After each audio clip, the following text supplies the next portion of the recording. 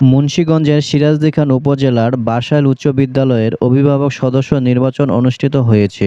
মঙ্গলবার সকাল ৮টা থেকে বিকেল ৪টা পর্যন্ত বিদ্যালয়ের ভবন কক্ষে একটানা শান্তিপূর্ণভাবে ভোট গ্রহণ সম্পন্ন হয় এবং উপজেলা সহকারী কমিশনার ভূমি উম্মে হাবিবা ফারজানা ভোট কেন্দ্র পরিদর্শন করে বলেন, ভিতরে সুষ্ঠু ও নিরপেক্ষ ভোট গ্রহণ চলছে। এতে ২৪৪টি ভোট পেয়ে মোহাম্মদ ফারুক হোসেন ভূঁইয়া প্রথম, ২৪১টি ভোট পেয়ে মামুন ঢালি দ্বিতীয়, ২১১টি ভোট পেয়ে মোহাম্মদ সালাউদ্দিন তৃতীয়, ২০৭ ভোট পেয়ে মঞ্জুর আলম ভূঁইয়া চতুর্থ অভিভাবক সাধারণ সদস্য নির্বাচিত হয়েছেন। এছাড়াও ২০৭ ভোট পেয়ে বাবলি বেগম মহিলা সংরক্ষিত অভিভাবক সদস্য নির্বাচিত হয়েছেন।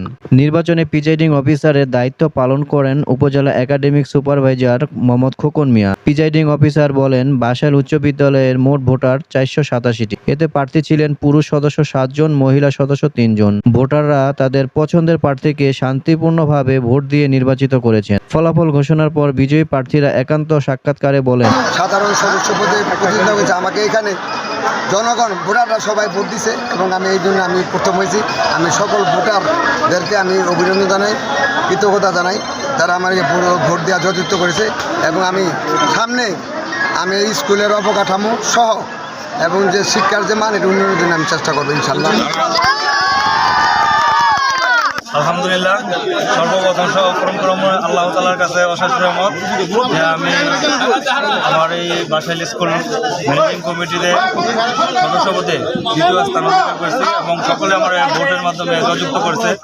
আলহামদুলিল্লাহ, এটা সম্মিলিতভাবে সবাই প্রচেষ্টায় যেটা শিক্ষার মান বাড়ানো যায় এবং ছাত্রছাত্রীদের যত শিক্ষার দিকে নেওয়া যায় সেদিকে লক্ষ্য রাখছি। আপনার বিজয়ের অনুভূতিটা একটু বলেন।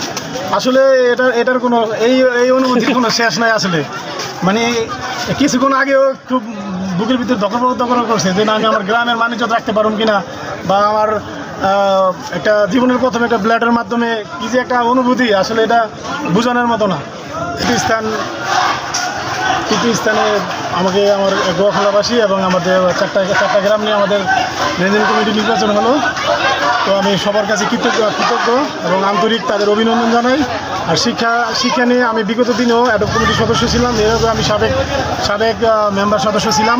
স্কুলের জন্য আমি যথেষ্ট পরিমাণ উন্নয়নের ভূমিকা এবং জননেত্রী শেখ হাসিনার উন্নত শিক্ষিত একটা ডিজিটাল বাংলাদেশ গড়ার লক্ষ্যে আমার যতটুকু করণীয় নিজেকে সর্বাত্মক দিয়েও আমি চেষ্টা করব।